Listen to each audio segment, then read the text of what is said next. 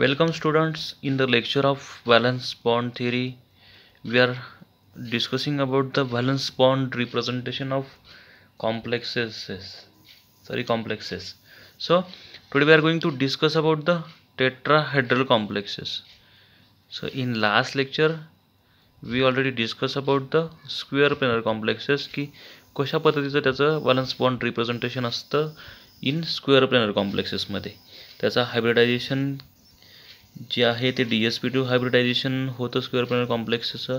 तर आपण त्याचे एक्झाम्पल्स घेऊन दोन वेगवेगळे एक्झाम्पल घेतले. त्या एक्झाम्पलनुसार आपण कशा पद्धतीने त्याचे मॅग्नेटिक नेचर, पॅरामॅग्नेटिक की डायमॅग्नेटिक इन नेचर आहे किंवा तो स्क्वेअर प्लॅनर कशावरून आहे, त्याचं हायब्रिडायझेशन DsP2 नेमकं कसं येतं, ह्या सगळ्या गोष्टी आपण डिस्कस केलेल्या आहेत मागच्या लेक्चरला. तर कोऑर्डिनेशन नंबर 4 मध्ये आपण आता आपलं सेकंड टाईप डिस्कस करणार आहोत, दॅट इज टेट्राहेड्रल कॉम्प्लेक्सेस.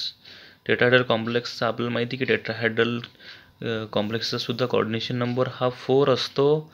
तर आपण त्या दिवशी डिस्कस केल्यानुसार लास्ट लेक्चरलाच डिस्कस केल्यानंतर की टेट्राहेड्रल कॉम्प्लेक्सेसची जॉमेट्रिक किंवा हायब्रिडायझेशन जी असते ती SP3 हायब्रिडायझेशन असतं.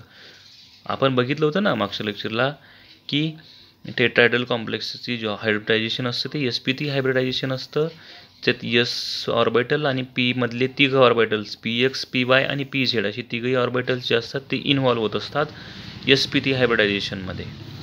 तर आपण कुठलाही वेळ न वाया घालवता आपण लगेच सुरुवात करूया पहिल्या एक्झाम्पलला टेट्राहेड्रल कॉम्प्लेक्सेसचं की कशा पद्धतीने त्याचं हायब्रिडायझेशन हे SP3 येणार आहे किंवा कशा पद्धतीने त्याची जॉमेट्री जी आहे ती टेट्राहेड्रल येणार आहे ते आपण आता एक्झाम्पलने डिसाईड करणार आहोत. तर लगेच सुरुवात करूया. पहिलं एक्झाम्पल आहे टेट्राक्लोरो निकेलेट 2 आयन की हा जो कॉम्प्लेक्स आहे टेट्राक्लोरो निकेलेट 2 मायनस, म्हणजेच ऑक्सिडेशन स्टेट माहिती ना आपल्याला कशी काढायची की X plus -4 is equal to -2. तर मग X is equal to -4 plus -2 is equal to +2, minus minus plus होईल म्हणजेच +2 ऑक्सिडेशन स्टेट येईल. So tetrachloro nickelate 2 ion. So in this complex ion oxidation state of nickel is +2 की निकेलची जी oxidation आहे state आहे ती +2 आलेली आहे. तर ऑक्सिडेशन स्टेट +2 असताना लगेच आपण इलेक्ट्रॉनिक कन्फिग्युरेशनकडे जाणार आहोत. आता स्टेप लक्षात ठेवा. सगळ्यात आधी ऑक्सिडेशन स्टेट काढली, त्यानंतर लगेच इलेक्ट्रॉनिक कन्फिग्युरेशन काढायचं आपल्या सेंट्रल मेटल आयन ॲटमचं. तर इलेक्ट्रॉनिक कन्फिग्युरेशन ऑफ Ni की सिम्पल Ni जो आहे आणि ज्यावेळेस आपला +2 ऑक्सिडेशन स्टेट काढल्यानंतर जो Ni +2 झालेला आहे कॉम्प्लेक्समधला, त्या दोघांचं इलेक्ट्रॉनिक कन्फिग्युरेशन काढायचं. तर Niचा ॲटॉमिक नंबर आहे 28. त्याचं इलेक्ट्रॉनिक कन्फिग्युरेशन असंच जायचं परत 1s2 2s2 2p6 3s2 3p6. बघा S 1s 2s, त्यानंतर लगेच 2s नंतर 2p येतो, 2p नंतर लगेच 3s येतो, 3s नंतर 3p ऑर्बिटल्स येतात, 3p नंतर 4s आणि मग लगेच संपला d ऑर्बिटल सुरू होतो n-1 d. n-1 म्हणजे n जर 4 आहे, जर 4s पर्यंत आलो तर 4s नंतर n-1 म्हणजे n जर 4 होता तर n त्याच्यातून 1 मायनस केला तर 4 - 1 3d. तर त्याच्यामुळे n-1 d आपण ऑर्बिटल म्हणतो. तर ते याच्यामुळे की d ऑर्बिटल 4s नंतर 3d ऑर्बिटल हा येत असतो. तर परत एकदा मॅच करूया. 2 + 2 4 + 6 10 10 + 2 12 + 6 18 2 20 8 28. So total 28 electrons are matched. So this atomic number is matched here. So our centrimetal ion is Ni +2. So Ni +2, we know that we have to remove 2 electrons from 4s orbitals. So we already remove these 4s0. 4s जो 2 होता 4s0 झाला 3d मधले. मग इथले दोन remove केल्यानंतर दोनच electron remove करायचे आहेत आपल्याला, म्हणून d चे ॲज इट इज असणार आहेत. मग आपलं कॉन्फिग्युरेशन 1s2 2s2 2p6 3s2 3p6 4s0 3d8. 2 + 2 4 + 6 10 2 12 6 18 + 8 26 28 - 2 26 electrons match होत आहेत. तर आता यांनी मी ऑब्झर्व्ड व्हॅल्यूसुद्धा दिली की जी 2.90 आहे. 2.90 म्हणजे याच्यात it indicates that 2 unpaired electrons are present here की या कॉम्प्लेक्समध्ये आपल्याला 2 अनपेअर इलेक्ट्रॉन जे आहेत ते मिळणार आहेत. तर ते कसे मिळणार आहेत ते आता बघूयात आपण. लगेच आपण डायरेक्ट आपण तुम्हाला मागच्या लेक्चरला सांगितलं की आधीचे एवढे ऑर्बिटल काढत बसायला आपल्याला वेळ नाही, त्याच्यामुळे 18पर्यंत कन्सिडर करून आपण पुढचे ऑर्बिटल्स जे आहेत पहिले 18 इलेक्ट्रॉन्स रिमूव्ह करून आपण 4s पासून स्टार्ट केला आहे. तर 3d 4s and 4p orbital. So Ni+2 in ground state. तर ग्राउंड स्टेटमध्ये Ni+2 म्हणजे जसे सरळ इलेक्ट्रॉन बसतात तसे बसवायचे आहेत. वन टोटल किती 8 इलेक्ट्रॉन्स 1 2 3 4 5 5 इलेक्ट्रॉन बसवले. लगेच परत पहिल्याकडे यायचं 6 7 अँड 8 टोटल 8 इलेक्ट्रॉन बसवले आणि 2 अनपेअर इलेक्ट्रॉन राहिलेत. म्हणजे काय? So the 1 4s and 3 4p orbitals in Ni+2 hybridize to gives sp3 hybrid orbitals. की एक जो 4s ऑर्बिटल आहे आणि 3 4p ऑर्बिटल्स. तर सॉरी, आता ग्राउंड स्टेट कडून लगेच आपण एक्साइटेड स्टेट याच्यात नाही आहे. का नाही आहे?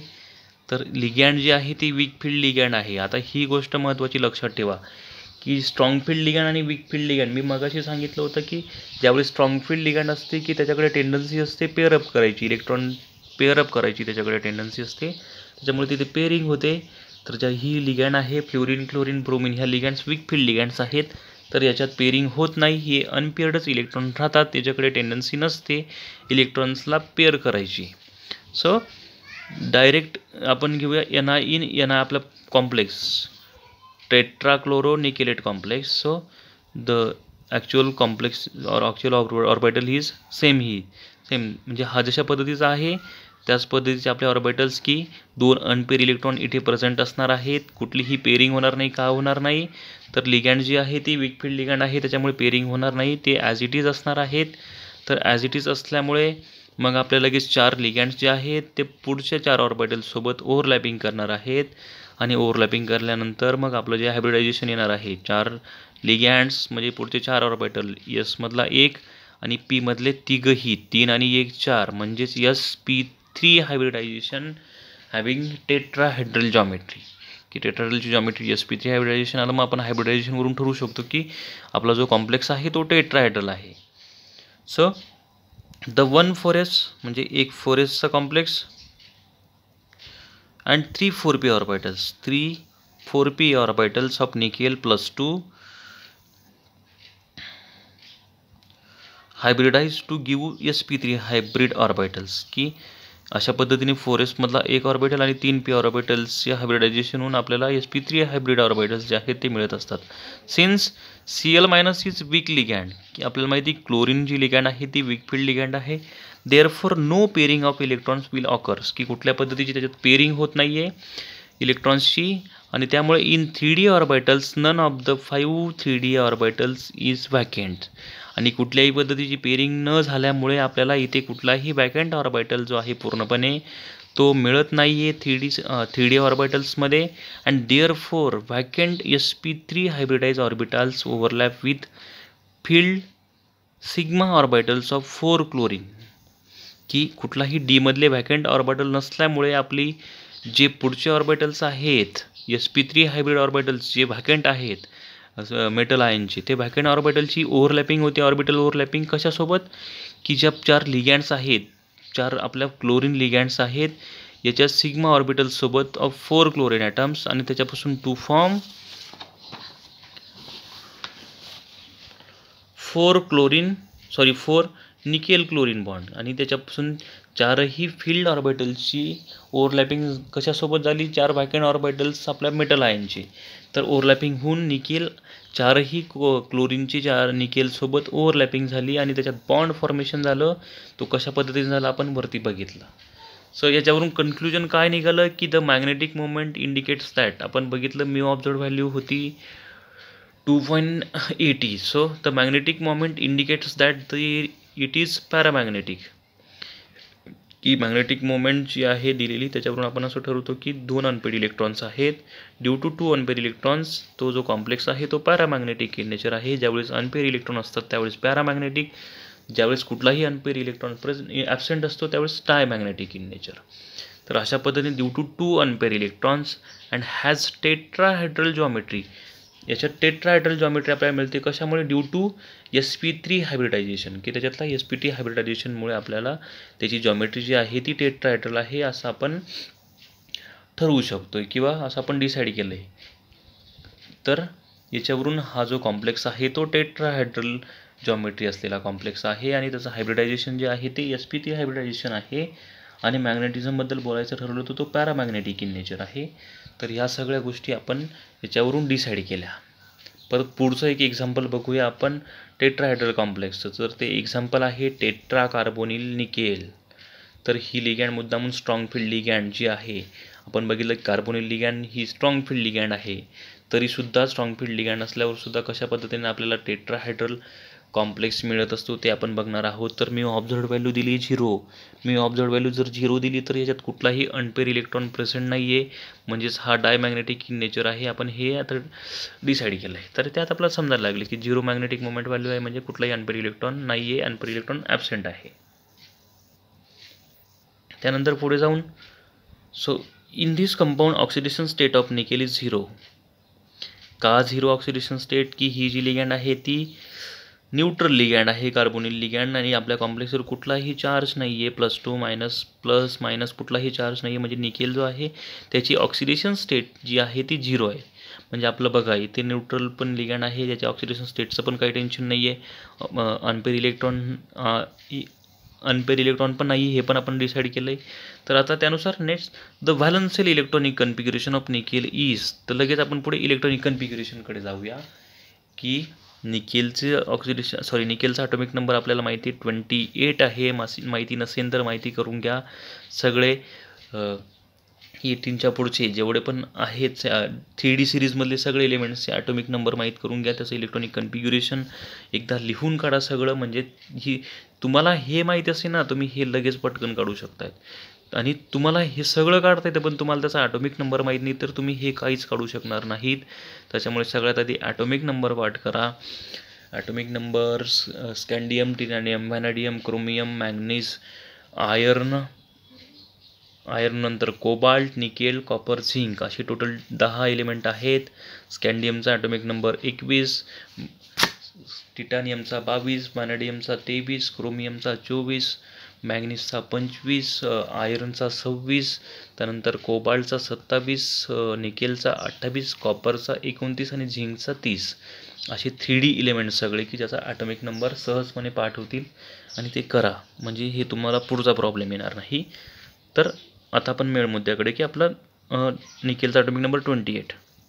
तर त्याचं electronic कन्फिग्युरेशन 1s2, 2s2, 2p6, 3s2, 3p6, 4s2, 3d8 की 3d8 म्हणजे 8 आणि 2 10, 16 आणि 2 18, 6 24 आणि 2 26 आणि 2 28. टोटल 28 इलेक्ट्रॉन मॅच झालेत. आणि कुठलाही त्याच्यावर ऑक्सिडेशन स्टेट नसल्यामुळे, ऑक्सिडेशन स्टेट 0 असल्यामुळे हे ॲज इट इज एवढेच इलेक्ट्रॉन असणार आहेत. आता लगेच आपण निकेलच्या ग्राउंड स्टेटकडे जाणार आहोत. कुठल्याही ऑक्सिडेशन स्टेट नाही, निकेलची ग्राउंड स्टेट. तर आपल्याला बघितले की 3D मध्ये 8 इलेक्ट्रॉन आणि 4s मध्ये 2 इलेक्ट्रॉन. तर याच्यात 8 इलेक्ट्रॉन 1 2 3 4 5, लगेच 6वा इथे, 7वा इथे, 8वा इथे. इथे 8 इलेक्ट्रॉन्स बसवलेत आणि लगेच पुढच्या 4s मध्ये 2 इलेक्ट्रॉन आहेत ते पण ॲज इट इज बसवलेत. तर ही झाली ग्राउंड स्टेट. आता एक्साइटेड स्टेटला काय झालं की ते 2 अनपेड इलेक्ट्रॉन आहेत, इकडचे 4s इलेक्ट्रॉन इकडे येऊन बसले, ते पेअर अप झालेत. का तर स्ट्रॉंग फील्ड लिगॅन्ड आहे, त्याने त्याच्या ड्रायव्हिंग फोर्सने हे 2 लिगॅन्ड जे आहेत त्या किंवा 2 इलेक्ट्रॉन जे आहेत ते पेअर अप झालेत. तर एक्साइटेड स्टेटला हे दोघंही इलेक्ट्रॉन इकडे आलेत, म्हणजे हा एक इलेक्ट्रॉन इथे आला, हा एक इलेक्ट्रॉन इथे. त्याच्यापासून ही पूर्ण डी ऑर्बिटल आपला फुल फिल्ड झाला. आणि हा फुल फिल्ड झाल्यानंतर मग आपला ॲक्च्युअल कॉम्प्लेक्स NiCO4 म्हणजे टेट्राकार्बोनिल निकेलचा जो कॉम्प्लेक्स आहे त्याचा इथे हायब्रिडायझेशन असणार आहे अशा पद्धतीचं की डी ऑर्बिटल पूर्णपणे फुलफिल आहे 10 इलेक्ट्रॉन्सने. 8 + 2 10 इलेक्ट्रॉन्स. 5 मध्ये टोटल 10 इलेक्ट्रॉन्स बसवले. 10 इलेक्ट्रॉन्स बसवल्यानंतर लगेच आपले पुढचे वॅकंट ऑर्बिटल्स 4 लिगॅन्ड्स असल्यामुळे 1 आणि P चे 3 म्हणजे 3 आणि हा एक 4 sp3 आपला हायब्रिडायझेशन आलं. sp3 हायब्रिडायझेशन हे 4ही ज्या ही डॉटेड लाईनने दाखवले ते 4 कार्बोनिल लिगॅन्ड्स, 4ही लिगॅन्डसाठी पुढचे 4 ऑर्बिटल्स. तर अशा पद्धतीने आपलं हायब्रिडायझेशन जे आलं ते sp3 हायब्रिडायझेशन आलेलं आहे. तर आपण आता लगेच नेमकं काय झालं ते लगेच खाली थेरीमध्ये. मॅग्नेटिक मोमेंट आपल्याला माहिती 0 होती. 0 magnetic moment indicates that it is paramagnetic in nature due to no unpaired electrons, की कुठलाही अनपेअर इलेक्ट्रॉन नसल्यामुळे तो paramagnetic in nature. Unpaired electron नसल्यामुळे, कुठलाही अनपेअर इलेक्ट्रॉन नसल्यामुळे तो डायमॅग्नेटिक इन नेचर असणार आहे. सॉरी, इथे चुकलं माझं. डायमॅग्नेटिक. तर हा जो आहे तो डायमॅग्नेटिक याची नेचर आहे. का तर एकही अनपेअर इलेक्ट्रॉन नाही आहे. ज्यावेळेस अनपेअर इलेक्ट्रॉन प्रेझेंट असतो त्यावेळेस तो paramagnetic. So to make available 4 vacant orbitals, की हे 4 वॅकंट ऑर्बिटल्स अवेलेबल करण्यासाठी जे 2 इलेक्ट्रॉन्स होते आपले यसमधले, ते आपण काय केले, ते 4s ऑर्बिटल्सचे ट्रान्सफर केले टू हाफिल 3d ऑर्बिटल्स, की हे जे हाफिल ऑर्बिटल्स होते त्याच्यात ते 4s इलेक्ट्रॉन ट्रान्सफर केले. ट्रान्सफर केल्यानंतर आपल्याला पूर्ण हे sp3, की हा जो s ऑर्बिटल आहे तो एम्प्टी मिळाला. So the energy required for this transition, की हे ट्रान्झिशन होण्यासाठी जी एनर्जी लागली ती एनर्जी कशाने प्रोव्हाइड केली आपल्याला, कार्बोनिल लिगँड्सने, की ज्या 4 कार्बोनिल लिगँड्स होत्या त्याने ही एनर्जी प्रोव्हाइड केली. त्याच्यामुळे हे शक्य झालं की इकडचे लिगँड हे इकडे ट्रान्सफर झाले आणि आपल्याला टोटल 4 ज्या व्हॅकंट ऑर्बिटल आहे ते मिळालेले आहेत. So the next mixing of 1 4s, कशाचं मिक्सिंग, 1 4s ऑर्बिटल आणि 3 4p ऑर्बिटल, की हे 3p ऑर्बिटल्स आणि हा एक s ऑर्बिटलचं मिक्सिंग होऊन it gives 4 sp3 hybrid orbitals, की आपल्याला 4 sp3 चे हायब्रिड ऑर्बिटल्स जे आहेत ते मिळालेले आहेत. And this 4 vacant sp3 orbital जे वॅकंट ऑर्बिटल्स आहेत, हे 4ही ते वॅकंट ऑर्बिटल्स जे आहेत त्यांची ओव्हरलॅपिंग झाली कशासोबत, फिल 4 कार्बोनिल लिगँड्स जे आहेत, कार्बोनिल लिगँड्ससोबत ओव्हरलॅपिंग झाली. आणि त्याच्यात ओव्हरलॅपिंग झाल्यानंतर काय झालं की 4 निकेल आणि कार्बोनिलचे बॉन्ड तयार झाले, की हे 4 कार्बोनिल आणि निकेलचे बॉन्ड, निकेल आणि कार्बोनिलमध्ये 4 बॉन्ड तयार झालेत. सो याच्यावरून आपण असं ठरवलं की द कॉम्प्लेक्स इज डायमॅग्नेटिक, की हा जो कॉम्प्लेक्स होता तो डायमॅग्नेटिक इन नेचर होता. Since all electrons are paired, की सगळे इलेक्ट्रॉन्स पेअर असल्यामुळे तो डायमॅग्नेटिक इन नेचर होता हे आपण ठरवलं.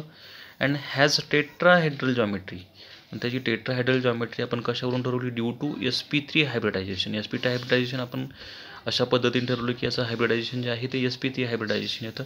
अतिशय इंटरेस्टिंग टॉपिक आहे. फक्त आपली ऐकण्याची इच्छा पाहिजे आणि समजून घेण्याची इच्छा असेल तर हे 2 मिनिटात आणि इंटरेस्ट येणारा हा जो टॉपिक आहे. सो अजिबात कुठलाही टेन्शन न घेता अतिशय सहज समजणारा हा टॉपिक आहे. फक्त ॲक्च्युअल कन्सेप्टनुसार आणि आपल्याला सगळ्या गोष्टी माहिती असायला हव्यात ज्याच्याने आपल्याला सहज सॉल्व्ह होईल असे हे प्रॉब्लेम्स आहेत. तर पुढचा एक एक्झाम्पल आहे ते तुम्ही ट्राय करायचं आहे. MnCl4 2- म्हणजेच टेट्राक्लोरोमॅग्नेट 2+2 आयन्सचा कॉम्प्लेक्स आहे. तर हा कॉम्प्लेक्स ची हिंट दिली त्यांनी, पॅरामॅग्नेटिक इन नेचर आहे. पॅरामॅग्नेटिक नेचर म्हणजे त्याच्यात अनपेअर इलेक्ट्रॉन आहेत ते किती, 5 अनपेअर इलेक्ट्रॉन आहेत. कशावरून, ती त्याची मी ऑब्झर्व व्हॅल्यू दिली 5.92 बोर मॅग्नेटॉन, 5.93 बोर मॅग्नेटॉन त्याची मॅग्नेटिक व्हॅल्यू आहे. त्याच्यावरून हा जो कॉम्प्लेक्स आहे तो पॅरामॅग्नेटिक आहे. अँड हॅज टेट्राहेड्रल जॉमेट्री, की त्याची जी जॉमेट्री आहे ती टेट्राहेड्रल जॉमेट्री आहे. कशामुळे, ड्यू टू sp3 हायब्रिडायझेशन, की याची sp3 हायब्रिडायझेशन म्हणून याची टेट्राहेड्रल जॉमेट्री आहे. तर हा एक एक्झाम्पल ट्राय करून बघा. हा एक्झाम्पल ट्राय केल्यानंतर काय काय अडचण येतात ते बघा. त्याच्यानुसार आपले मागचे एक्झाम्पल बघा कशा पद्धतीने सॉल्व्ह केले. Mnचा ॲटॉमिक नंबर आहे 25, मॅग्नेसचा ॲटॉमिक नंबर आहे 25. तर 25 वरून त्याचे सगळं हायब्रिडायझेशन काढायचं, आधी इलेक्ट्रॉनिक कन्फिग्युरेशन काढायचं आहे. तो Mn+2 आहे. Mn+2 म्हणजे त्याच्यावर -2 +4 म्हणजे -4 प्लस -2 इज इक्वल टू +2 अशा पद्धतीने Mn+2 त्याची ऑक्सिडेशन स्टेट येते. Mn+2 आल्यानंतर मग त्याचं इलेक्ट्रॉनिक कन्फिग्युरेशन काढायचं. आधी Mnचं सिम्पल Mnचं, नंतर Mn+2चं इलेक्ट्रॉनिक कन्फिग्युरेशन काढायचं. त्यानुसार त्याचे जेवढे इलेक्ट्रॉन्स येतात डी मधले इलेक्ट्रॉन फिल करायचे. त्याच्यानंतर क्लोरीन आहे त्याच्यामुळे कुठलीही पेअरिंग होत नाही. पेअरिंग न झाल्यामुळे आपल्याला सगळेही Mnचे 5 इलेक्ट्रॉन सगळेही एक इलेक्ट्रॉन जे आहेत डी ऑर्बिटलमध्ये बसत आहेत. डी ऑर्बिटलमध्ये बसल्यामुळे सगळी 5 इलेक्ट्रॉन्स जे आहेत ते अनपेअर इलेक्ट्रॉन्स असतात. Mn+2 25 25 म्हणजे 18 पुढे झाल्यानंतर 25 त्याचा ॲटॉमिक नंबर आहे. त्याच्यातून आपल्याला 2 मायनस केल्यानंतर 23 आपले पहिले 18 सोडून 5 इलेक्ट्रॉन्स जे आहेत ते उरतात. तर हे ओरली समजणार नाही, मी सांगतो हे अतिशय सोपं आहे. ज्यावेळेस मी प्रॅक्टिस करणार त्यावेळेस लगेच समजेन की मी ओरली सांगतो की याच्यात 5 अनपेअर इलेक्ट्रॉन्स आहेत. 5 अनपेअर इलेक्ट्रॉन असल्यामुळे त्याची 5ही इलेक्ट्रॉन्स 5ही ऑर्बिटलमध्ये एक इलेक्ट्रॉन बसले आणि त्याच्यामुळे त्याची मॅग्नेटिक व्हॅल्यू जी आहे ती मॅग्नेटिक मोमेंट 5.93 बोर मॅग्नेटॉन आली. आणि 5ही डी ऑर्बिटल्स हे फिल असल्यामुळे ते आपले पुढचे जे 4 ऑर्बिटल्स लागणार आहेत बॅकएंड ऑर्बिटल ते कुठले असणार आहेत मग एक एसचा आणि 3 पीचे ऑर्बिटल्स. ते 3 पीचे ऑर्बिटल्समुळे आपल्याला हायब्रिडायझेशन मिळतं sp3 आणि sp3 हायब्रिडायझेशन मिळाल्यानंतर आपण असं डिसाईड केलं की त्याची जी जॉमेट्री आहे ती टेट्राहेड्रल जॉमेट्री आहे. सो अशा पद्धतीचा हा तुमचा टेट्राहेड्रल कॉम्प्लेक्सेस आपण बघितले. तर आज आपण इथेच थांबूया. पुढच्या लेक्चरला बघूया आपण अबाउट कॉम्प्लेक्सेस विथ किंवा balance bond representations of complexes with coordination number 6 complexes आपण हायब्रिडायझेशन बघणार आहोत नेक्स्ट लेक्चर. तर आता इथेच थांबूया. थँक्यू.